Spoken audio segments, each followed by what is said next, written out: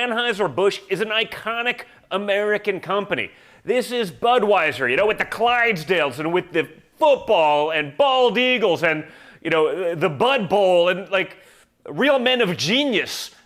This is where they were. So what are they doing? What on earth are they doing with a trans TikToker in a bathtub? It's bizarre. Is this a one-off colossal screw-up, or is it something bigger? This could be just the act of one rogue, woke lunatic in a marketing department filled with leftist staffers. The Daily Wire is now reporting that no one at the senior level of Anheuser-Busch was aware of the partnership with Dylan Mulvaney. This is so much bigger than just Bud Light. This is a message to the rest of corporate America that if you go woke, you will face the consequences of millions of patriotic Americans that have said, we're done. We've had enough. I'm tired of being lectured by the companies that I'm shopping from. I just want a good beer. So I think the most telling sign of the past few days that Anheuser-Busch has recognized they took a bet on wokeism and it failed is the fact that they released this save face ad trying to recover.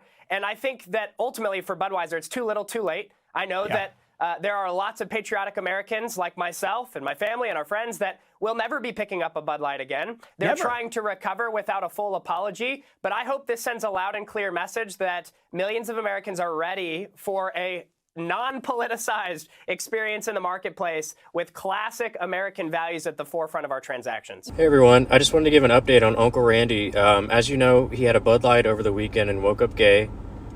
We've been monitoring him, showing him Guns and Ammo magazines, and, trying to bring him back. Things aren't looking too good, though. I stopped by yesterday, actually, and he had taken out all of his Lions Not Sheep stickers from his truck. And then I stopped by today, and the truck wasn't even there. There was a Subaru in the driveway, and I went in and I said, Randy, whose Subaru is this out in the driveway? Is it yours? And he said, yas, bitch. And he threw a handful of glitter in the air and did a backflip out of the window.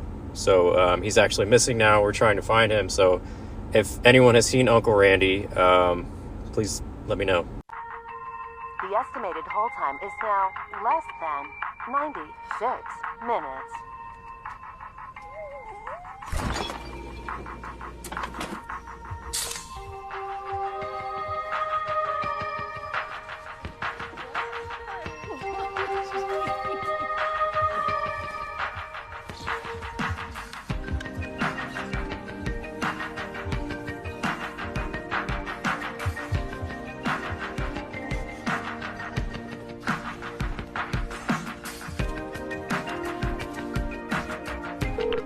We thank you for your patience.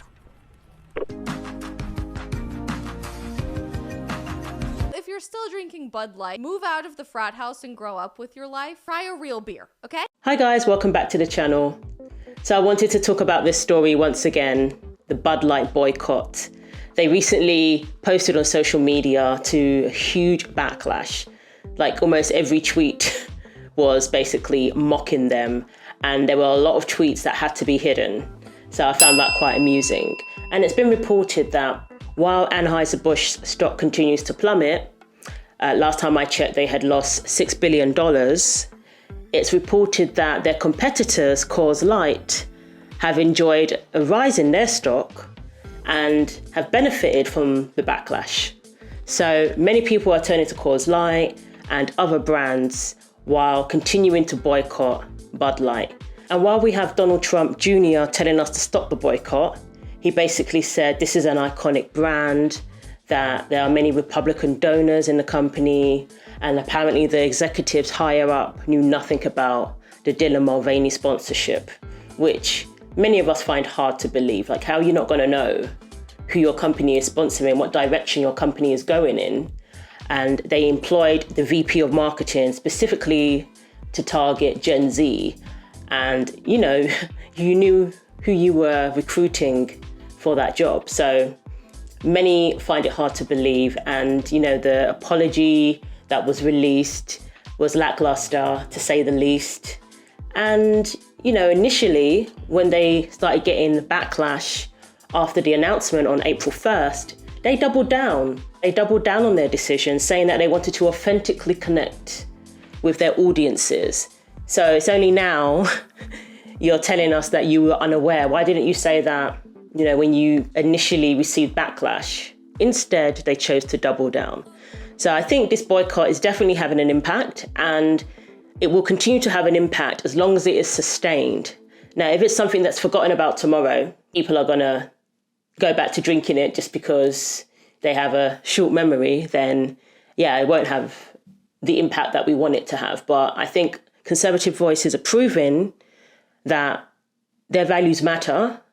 And if you're going to basically slap us in the face, then there's going to be consequences. I think it's about time that these companies learn that. And we have Ron DeSantis weighing in on the whole debate, basically encouraging us to continue the boycott, saying that he wholeheartedly supports it. And he released his own little commercial mocking Bud Light. So let's get into the article. So DeSantis says Anheuser-Busch is too woke, has lost him as a customer. Why would you want to drink Bud Light? Now, I asked that question even before all of this happened, but good question.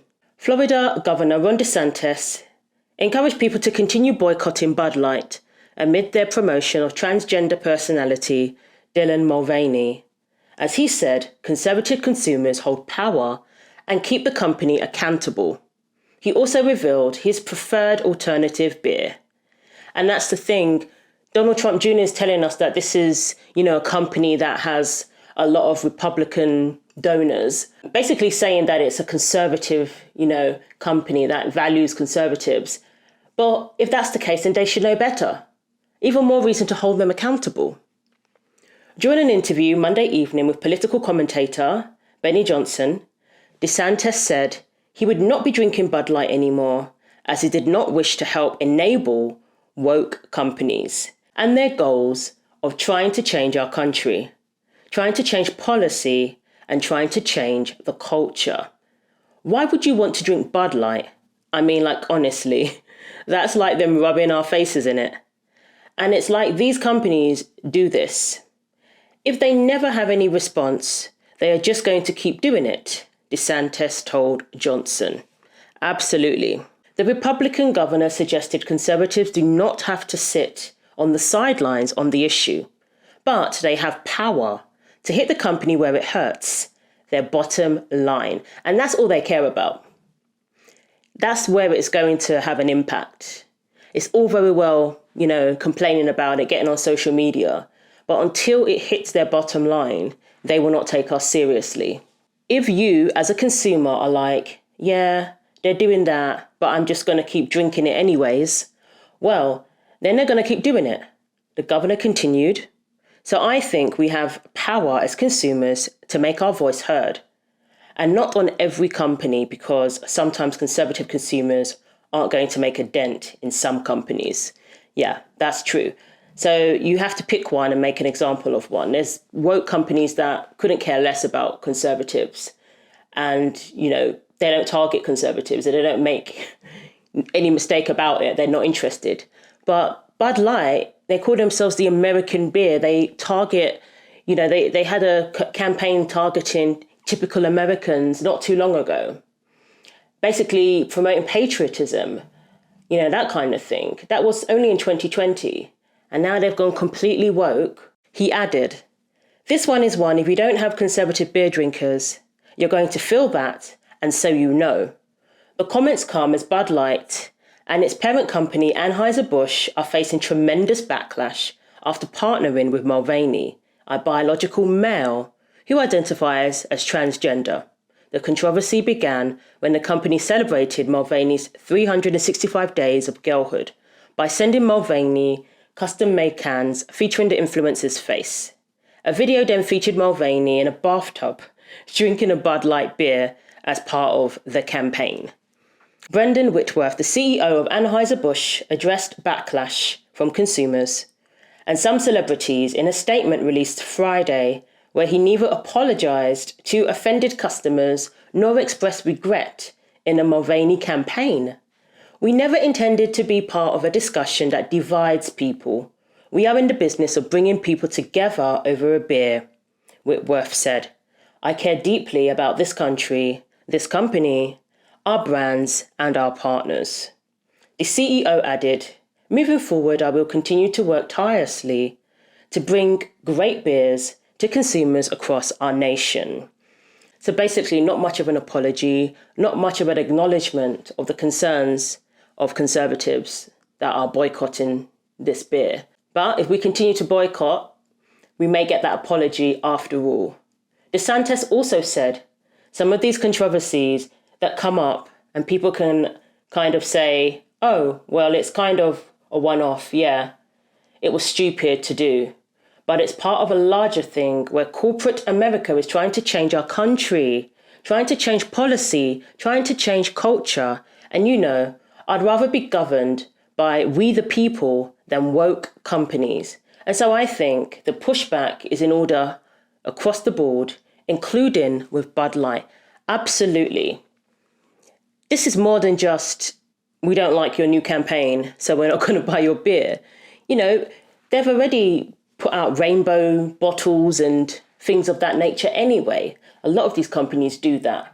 But the difference with this is that it's just too much now, especially so soon after the Nashville shooting, where Christians were targeted and is yet to acknowledge that it was a hate crime against Christians. Then we had Nike giving a biological male a contract for a women's collection for sports bras. I mean, there isn't a bigger slap in the face to their female consumers. There really isn't. Giving us the clear message that this agenda that you want to push is more important to you than your female consumers, to the point where you are willing to erase us. That's the message it gives. You know, so it's like all these companies are jumping on this bandwagon, in particular supporting and sponsoring Dylan Mulvaney, as opposed to female models, female ambassadors.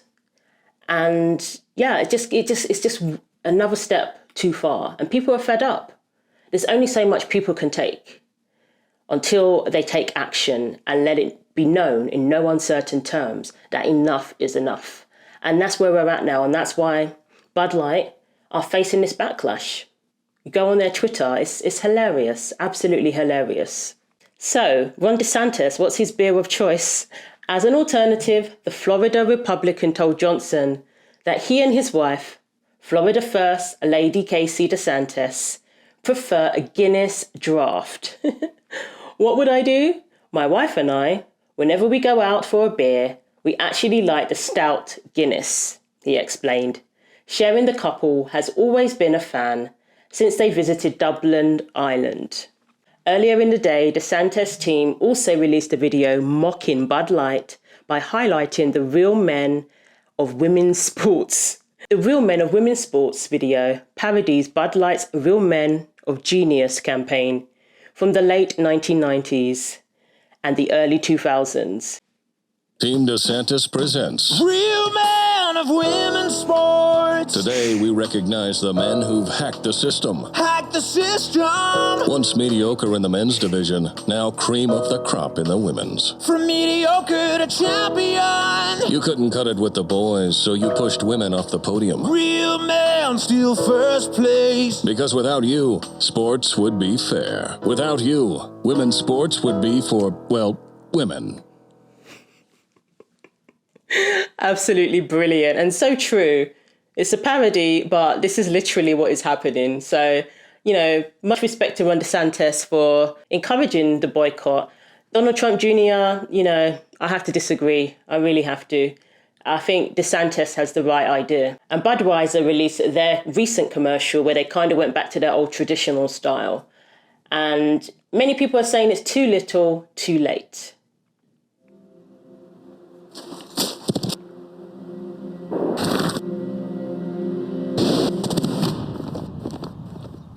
Let me tell you a story about a beer rooted in the heart of America, found in a community where a handshake is a sure contract, brewed for those who found opportunity in challenge and hope in tomorrow,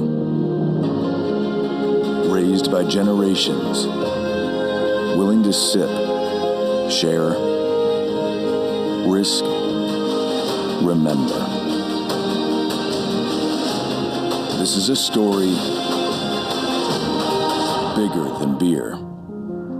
This is the story of the American spirit. Yeah, that's lovely, but too little, too late. Nobody's buying it. You've shown your true colors. You've shown what your priorities are, which is to appeal to this woke mob, Gen Z, and, you know, to hell with everybody else, especially when you doubled down and basically didn't give much of an apology. So yeah, people will continue the boycott. I'm glad their competitors, you know, are benefiting as well. And we shall see what happens. Are we going to get an apology? I don't know. I think it'll be pretty huge to get one, because then they will kind of offend the woke mob. And a lot of companies are just simply not willing to do that at the moment. So, you know, but what it does ensure is that they take us seriously, and they will definitely think twice before pushing this garbage down our throat once again. So let me know what you think. Are you with DeSantis? Do you agree with him, you know, encouraging us to continue the boycott? Or do you think Donald Trump Jr. has the right idea that we shouldn't, you know, hurt this iconic brand? So share your thoughts below. Thanks for watching. Take care of yourselves, and I'll see you in the next video.